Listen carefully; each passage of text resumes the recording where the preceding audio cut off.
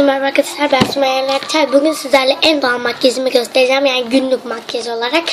İsterseniz hemen videomu başlayalım. Arkadaşlar saçımı açtım şöyle. İlk önce olarak rujlarla başlamak istiyorum. 2 tane ruj var. En doğal olarak bunları seçiyorum ama bu biraz daha gerçek rujmuş gibi gösteriyor. Onun için bunu koyuyorum ve bunu süreceğim. Hemen süreyim. Tamam. Şu an şöyle göstereyim. Bence güzel oldu. Şimdi diğer şeye geçelim. Arkadaşlar far yapacağım. Şuradan.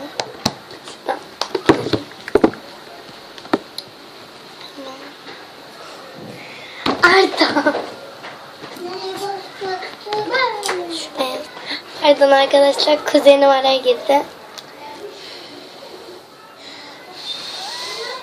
Bir de şu beyaz renkte süreceğim. Daha doğal olur. Biraz az sürüyorum.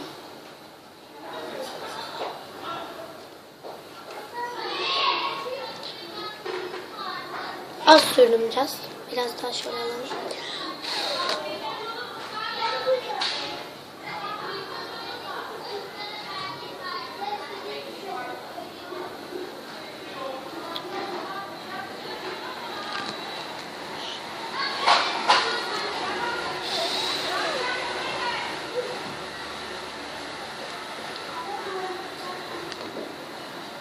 İşte şimdi tam oldu.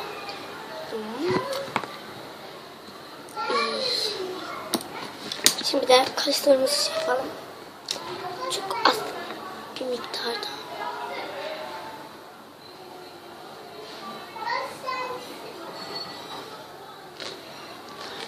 Tamam.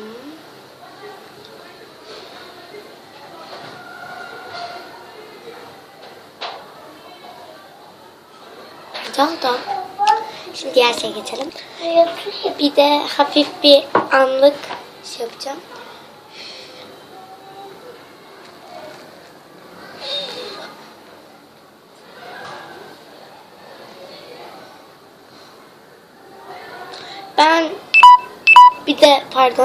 Ben bir de önceden fondöten sürmüştüm şurama.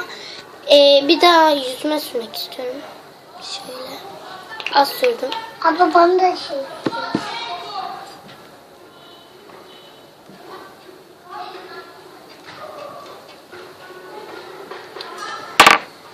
oldu. Tamam. Evet. En doğal makyaj benim yani yaptığım olarak en doğal makyaj bu.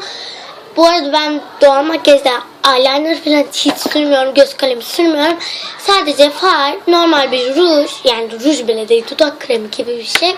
Anlık ve fondöten sürüyorum. Videomu beğendiyseniz alttan like atmayı unutmayın ve kanalıma da abone olmayı unutmayın. Sizi buradan öpüyorum. Görüşmek üzere.